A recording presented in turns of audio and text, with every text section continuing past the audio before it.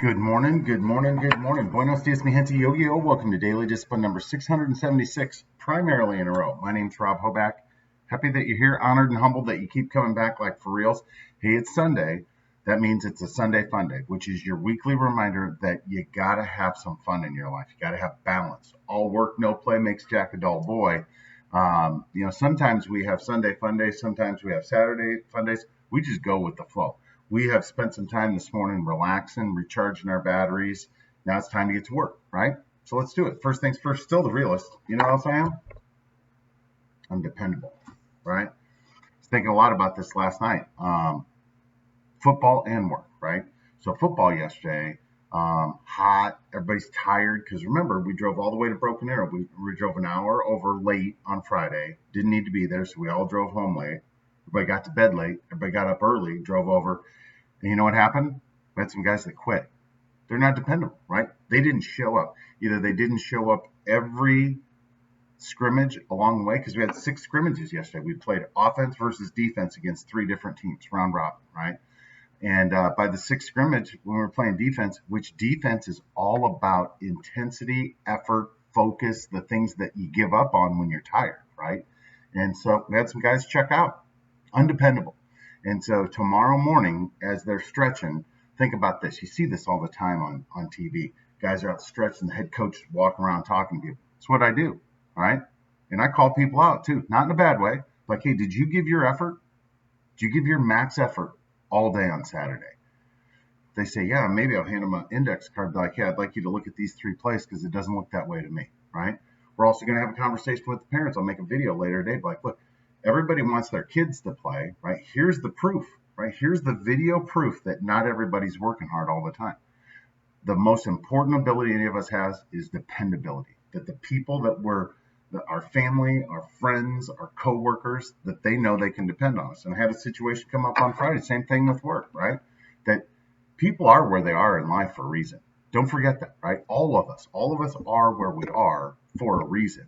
And a lot of times that reason is that people are just simply undependable. They may be great one day a week, but the other 4, you can't count on them, right? And as we know, living the great life, being the man, being the woman, being the boss is an all day, everyday thing, right? You have to force yourself to take time off. All right, let's move our real talk. Acceptance is not the same as surrendering. So I'll say that again. Acceptance does not equal. That's my does not equal sign. That's equal with the no. Acceptance does not equal surrender. So back in Daily Discipline number 140, I talked about how my buddy from Uncle Buck had told me about a guy that he knows that's in his network. And the guy says, you know what? My job now, they just take, they never give up. I have learned to just say, I surrender. And it reminded me of 2 things. It reminded me of a song that was sang when I went to the church that I did growing up. I surrender all, right? Talking about just surrendering your life to God and to Jesus, right? Just taking your hands off the wheel. And then the other thing that it reminded me of, another song by Corey Hart saying, never surrender, right? And so that was the song that I wanted to see. Never surrender, right? Never just say, oh my gosh, I can't. God, you're good. Because I don't believe we're like pawns where God's moving us around. God, when we make a decision to be put into a situation, that's when God shows up, right? Like all around us, no matter which decision we make, he surrounds us, good and bad, right? Free will, baby. So my this week I was reading something about, maybe it was a video. I don't even remember. I just remember that acceptance was the most important part of it. And it's talking about, hey, look, you don't have to like where your life is right now. You don't have to like circumstances that are in there. Let's say you have a troubled relationship in your life, or you've got problems at work, whatever it is, right? Maybe you're sick, maybe you're broke, right? Whatever it is, that you don't have to surrender and say, oh, this is just the way it's got to be. You do have to accept it, right? And so this was something that I challenged myself to. Quit complaining about the situations that you're in, accept them, and then do the work to make them the way you want them, right?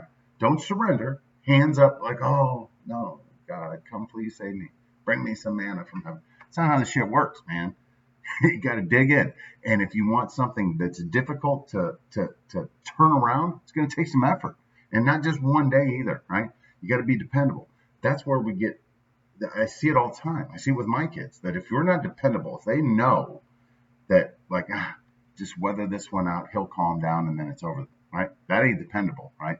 That's you being manipulated by your kids or your coworkers or your spouse because they realize you show up one day a week.